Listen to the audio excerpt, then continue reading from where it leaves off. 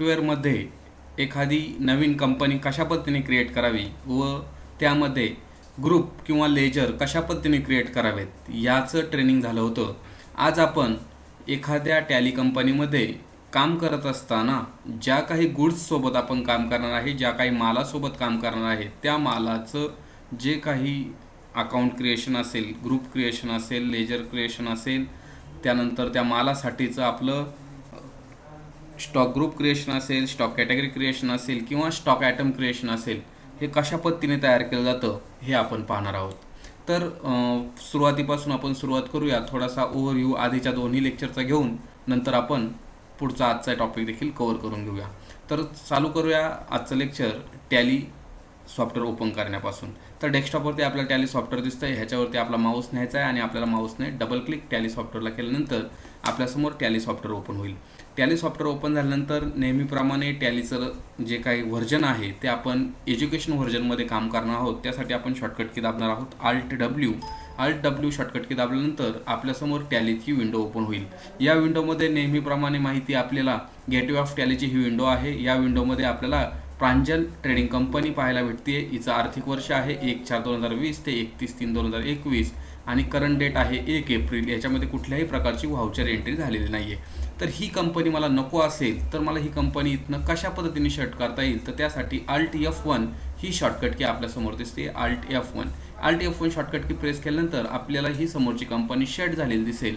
मग आपल्याला आपल्या कामासाठी एक नवीन कंपनी क्रिएट करायची असल्यास ती कशी क्रिएट करावी, तर क्रिएट कंपनी ऑप्शनला जाऊन आपण तो फॉर्म भरून द्यावा, किंवा जर आपण आधीची कंपनी घेतलेली असेल, तयार केलेली असेल, तर ती कंपनी इथनं आपण निवडावी। हायस्पीड कॉम्प्युटर ही कंपनी मी निवडलेली आहे। मला ही कंपनी देखील नको आहे, कंपनी मला बदल करायचं आहे, म्हणजे दुसरी कंपनी हवी आहे। मी नवीन कंपनी तयार करण्यासाठी ह्या कंपनीला प्रथमतः करून घेतोय शट कंपनी आणि नंतर जातोय क्रिएट कंपनी ऑप्शनच्या सी बटन प्रेस करण्यावरती। तर मी सी बटन प्रेस केलं, माझ्यासमोर नवीन कंपनी क्रिएट करण्यासाठीचा एक फॉर्म आलेला आहे। मी कंपनीचं नाव टाकतो इथं speed infotech.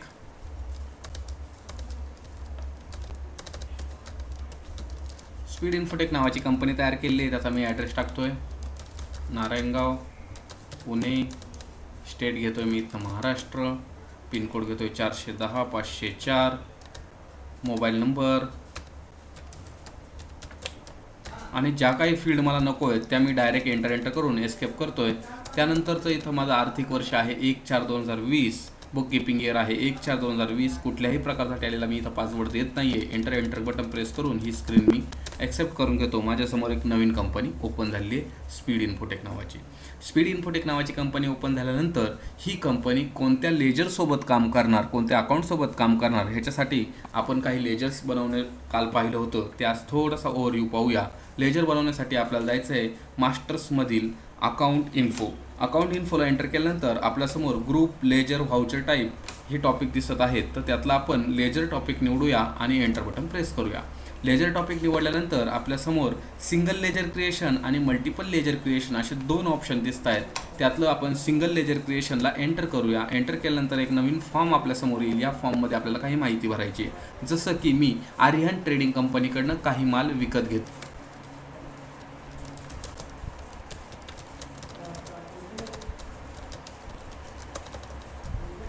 Aryan trading company यांच्याकडनं मी काहीतरी माल विकत घेतोय, म्हणून यांचा जो प्रकार आहे तो मी इथल्या सगळ्या ग्रुपमधून शोधून, नक्कीच हा बँक अकाउंट नाही आहे, बँक ओडी पण नाही आहे, कॅपिटल अकाउंटसुद्धा नाही आहे, मग हा काय कसला प्रकार आहे, परचेसचा प्रकार आहे का नाही। मी यांच्याकडनं परचेस करतोय, पण ज्यांच्याकडनं परचेस करतो अशा व्यक्तीला, अशा पार्टीला आपण सन्ड्री क्रेडिटर्स अशा नावाने संबोधणार आहोत।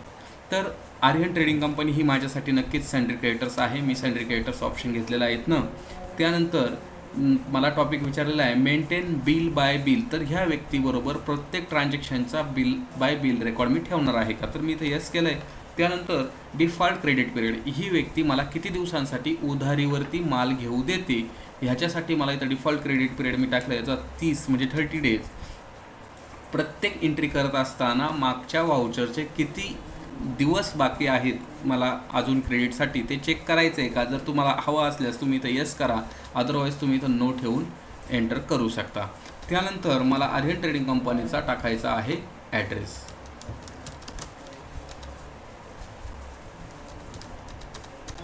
त्यानंतर मी एंटर करून बाहेर पडायच्या आधी ओपनिंग बॅलन्स म्हणजे काय तर 31 मार्च 2000 जी काय आता आपली 2021ची कंपनी चालू आहे, तर 31 मार्च 2019 रोजीचा जो काही क्लोजिंग बॅलन्स असेल तो माझा 1 एप्रिल 2020 साठीचा ओपनिंग बॅलन्स म्हणून ग्राह्य धरला जाईल. 31 मार्च 2020चा क्लोजिंग बॅलन्स हा माझा 1 एप्रिल 2020 साठीचा ओपनिंग बॅलन्स असणार आहे. लक्षात घ्या, 31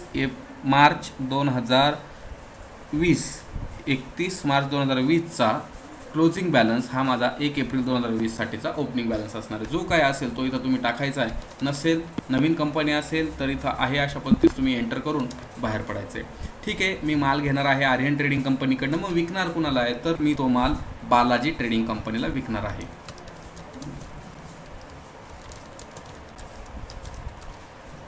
आता मी बालाजी ट्रेडिंग कंपनी इथं घेतलेलं आहे. बालाजी ट्रेडिंग कंपनी घेतल्यानंतर बालाजी ट्रेडिंग कंपनीला जर मी माल विकणार आहे तर अशा केसमध्ये बालाजी ट्रेडिंग कंपनी हा माझ्यासाठी सन्ड्री डेटर्स होणार आहे. लक्षात घ्या, बालाजी ट्रेडिंग कंपनीला मी माल विकणार आहे म्हणून बालाजी ट्रेडिंग कंपनीचा अंडर ग्रुप सन्ड्री डेटर्स घेणार आहे. म्हणजे जेवढ्या काही व्यक्तींना, पार्ट्यांना मी माल विकणार आहे, जेवढ्या काही पार्ट्या माझ्या कस्टमर म्हणून आहेत, त्या सर्वांसाठी अंडर ग्रुप हा सन्ड्री डेटर्स असणार आहे.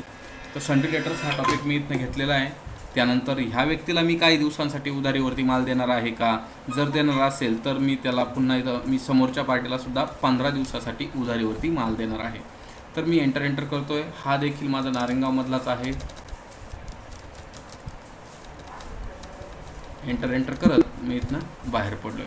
तर माल कुणाकडनं घेणार, कुणाला विकणार, ह्या दोनही व्हाउचर लेजर्स मी क्रिएट केलेले आहेत. त्यासोबतच आता जे काही माझे ट्रान्झॅक्शन होणार आहे, जसं माझे ट्रान्झॅक्शन बँक ऑफ इंडियासोबत होणार आहे, तर मी त्यासाठी काही लेजर्स बनवू शकतो. State bank of India. आता स्टेट बँक ऑफ इंडियासाठी टोपन नाव माझ्याकडं SBI असं आहे. म्हणजेच एकाच वेळेस 2 लेजर क्रिएट होणार. एक तर असणार स्टेट बँक ऑफ इंडिया आणि दुसरा असणार आहे SBI. मात्र दोन्हींचं लेजरचा इफेक्ट हा एकाच लेजरला जाऊन थांबणार आहे. एकाच लेजरची ही 2 नावं आहेत. एंटर. मग हा लेजरचा प्रकार, ह्याच्यासाठी अंडर ग्रुप कोण असणार तर ह्याच्यासाठीचा अंडर ग्रुप असणार आहे बँक अकाउंट. बँक अकाउंटला गेलो, त्यातला मला अकाउंट नंबर टाकून द्यायचा आहे. त्यानंतर IFSCI कोड टाकायचा आहे. त्यानंतर मला ब्रांच कोड टाकायचा आहे. ब्रांच याची आहे नारायणगाव. त्यानंतर माझ्याकडे काही चेकबुक जर असतील तर ते चेकबुक मी इथं टाकायचं आहे. पण सध्या तरी माझ्याकडे चेकबुकच्या डिटेल्स नाही आहेत म्हणून मी तर दोन्हीकडे नोट ठेवतोय. ॲड्रेस आणि एंटर करत मी ओपनिंग बॅलन्स इथं टाकून एंटर करून बाहेर पडणार आहे. तर अशा प्रकारे मी माल कुणाकडनं घेणार, कुणाला विकणार, याच्यासाठी काही लेजर्स बनवले. त्याचसोबतच मी माल खरेदी करण्यासाठी परचेस आणि सेल्स असे 2 लेजर आणखी बनवणं माझ्यासाठी गरजेचे आहे.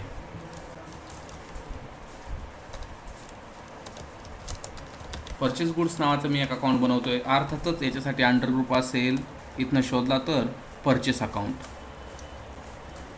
दिसतोय मला. परचेस अकाउंट मी अंडर ग्रुप घेतलेला आहे ह्याच्यासाठी. त्याचप्रमाणे मी आणखी एक सेल्स गुड्स नावाचं लेजर बनवणार आहे. ह्याच्यासाठीचा अंडर ग्रुप असणार आहे माझा सेल्स अकाउंट. त्यासोबतच समजा मी सॅलरी अकाउंट बनवतोय तर ह्याच्यासाठीचा अंडर ग्रुप असणार आहे इनडायरेक्ट एक्सपेन्सेस. त्याचप्रमाणे मला आणखी एक लेजर बनवावं लागेल इलेक्ट्रिसिटी.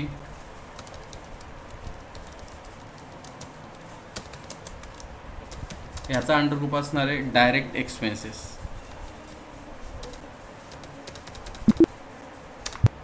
अशा प्रकारे अनेक प्रकारचे लेजर्स आपण बनवू शकतो.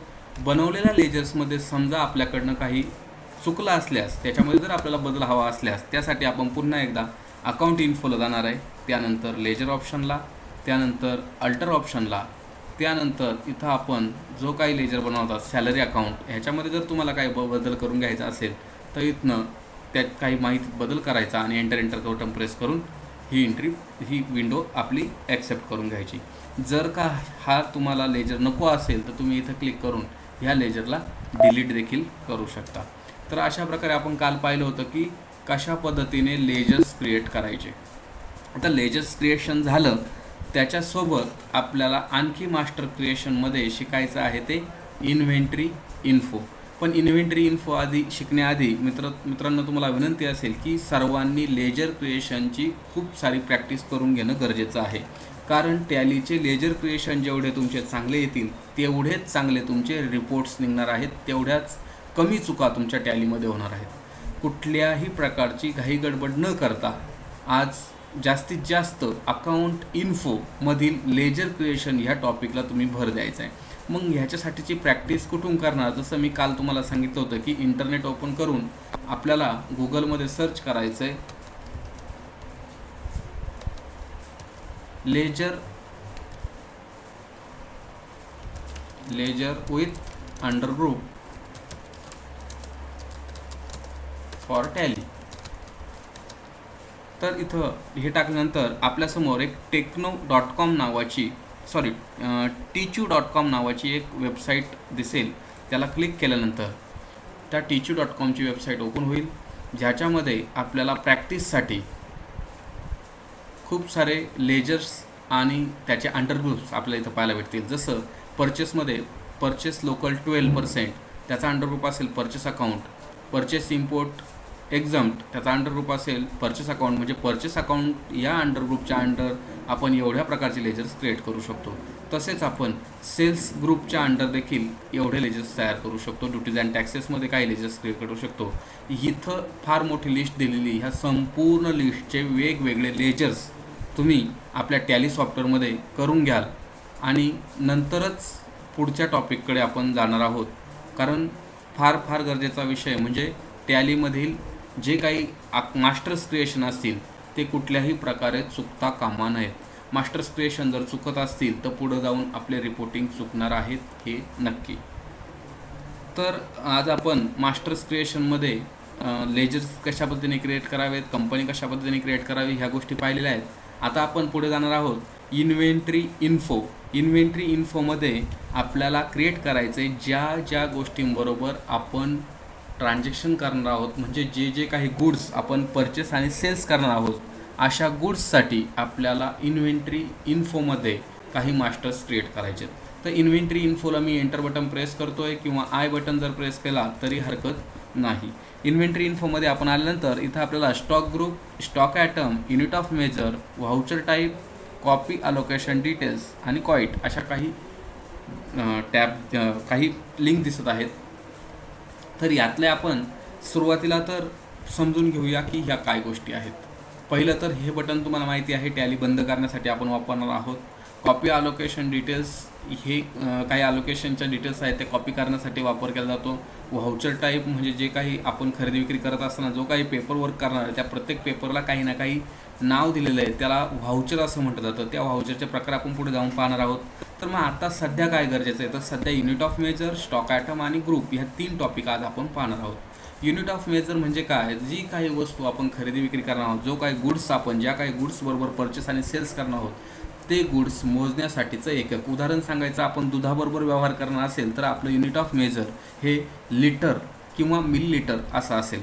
जर आपण धान्य ह्याच्याबरोबर व्यवहार करणार असेल तर आपलं युनिट ऑफ मेजर केजी किंवा किलोग्रॅम असं असेल. तेच जर आपण कपड्यांबरोबर व्यवहार करणार असाल, कपडे परचेस आणि सेल करणार असाल तर कपडे हे मीटरमध्ये मोजले जातात किंवा नंबर्समध्ये मोजले जातात. तर त्यासाठी आपलं नंबर्स किंवा मीटर्स हे आपलं युनिट ऑफ मेजर असेल.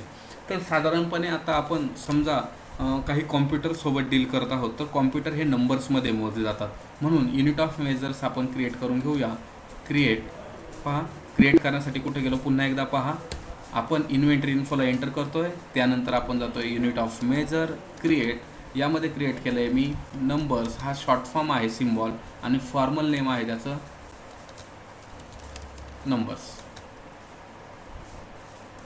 त्यानंतर इथं ऑप्शन विचारलेलं आपल्याला डेसिमल प्लेसेस, म्हणजे काही कॉम्प्युटर्स काही वस्तू अशा असतात की त्या आपण अपूर्णांकामध्ये सुद्धा विकतो, जसं 1.5, 2, पावणे 2.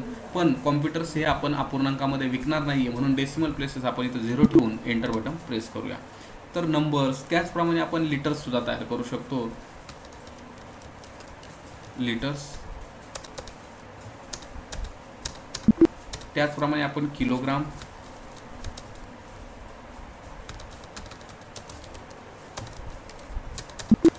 त्याचप्रमाणे मीटर्स, डझन, असे अनेक लेजर्स आपण तयार करू शकतो. अनेक युनिट्स आपण तयार करू शकतो. सॉरी, लेजर्स नाही आहे, युनिट्स आपण तयार करू शकतो. तर युनिट क्रिएशन आपल्याला समजलं असेल. युनिट क्रिएशनमध्ये 2 प्रकार आहेत, एक तर सिंपल आणि दुसरा आहे कंपाऊंड. तर सिंपल प्रकारचं आत्ता लेजर क्रिएशन आपण पाहिलेलं आहे. कंपाऊंड प्रकारचं लेजर क्रिएशन कधी वापरलं जातं? ज्या केसमध्ये समजा आपण अपूर्णांकाबरोबर डील करत असेल, त्या केसमध्ये आपल्याला कंपाऊंड स्वरूपाचं युनिट ऑफ मेजर वापरणं गरजेचं आहे. उदाहरण सांगायचं झालं तर आपण पेज अप बटन प्रेस करून किलोग्रॅमपर्यंत जाऊया, kg.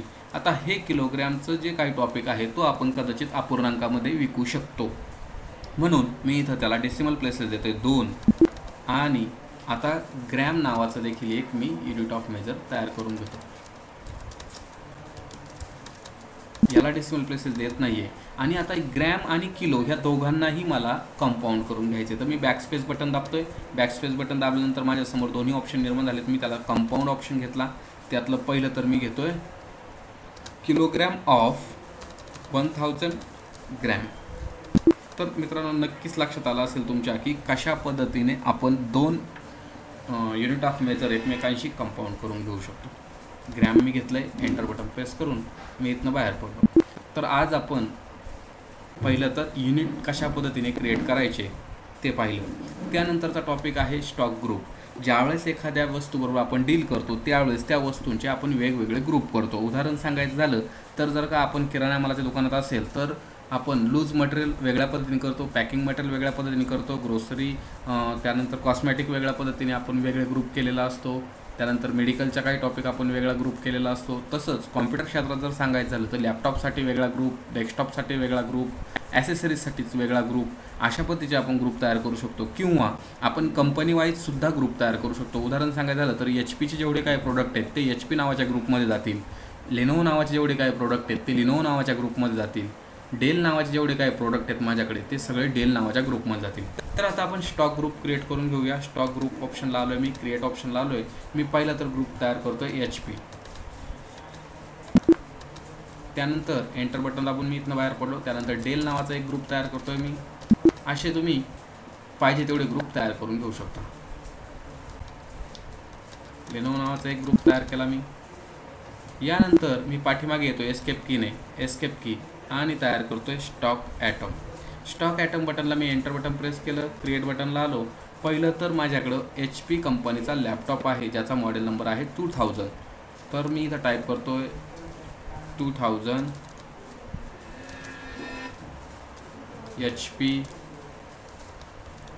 Notebook, enter. आता ह्याचा अंडरग्रुप कोणता असणार आहे? अर्थातच HP. ह्याला मोजायचं आहे कशात? किलोमध्ये, ग्रॅममध्ये वगैरे न मोजता मला त्याला नंबर्समध्ये मोजायचं आहे. आणि हा माझ्याकडे किती शिल्लक आहे ते मला इथं ओपनिंग बॅलन्समध्ये टाकायचा आहे. समजा तो 1 शिल्लक आहे तर तो काय रेटचा शिल्लक आहे? समजा तो 1 रुपया किमतीचा शिल्लक आहे तर मला इथं सर्व गोष्टी टाकायच्यात. पण जर का मी नवीनच कंपनी क्रिएट करत असेल तर हा इथं माझा 0 असा असणार आहे. Enter, enter. त्याचप्रमाणे माझ्याकडे डेल कंपनीचा लॅटिट्यूड सिरीजचा 1500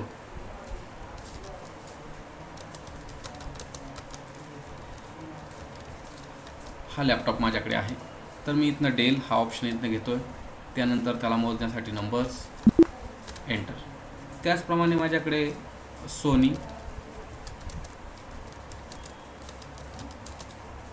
सोनीचा हेडफोन आहे. Enter, enter.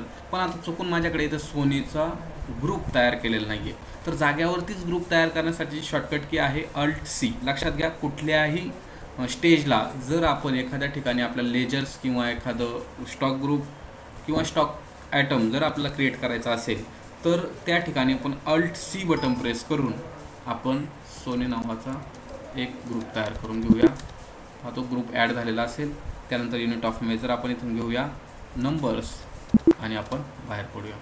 अशा प्रकारे आज आपण स्टॉक इन्व्हेंटरी इन्फोमध्ये स्टॉक ग्रुप, स्टॉक ॲटम आणि युनिट ऑफ मेजर कशा पद्धतीने तयार करावे ते पाहिले. तर आता तयार केलेले स्टॉक ग्रुप, स्टॉक ॲटम आणि युनिट ऑफ मेजर पाहण्यासाठी आपल्याला काय करावं लागेल पहा. एस्केप कीने पाठीमागे जातोय. पुन्हा एकदा मी गेटवे ऑफ टॅलीच्या विंडोला आहे. त्यानंतर मी जातोय इन्व्हेंटरी इन्फो. स्टॉक ग्रुप मला पाहायचे, त्यासाठी मी मल्टिपल डिस्प्ले ऑप्शनला आलो आहे आणि इथं एंटर केलं तर मी आता तयार केलेले स्टॉक ग्रुप दिसत आहेत, डेल, HP, लिनोवो आणि सोनी.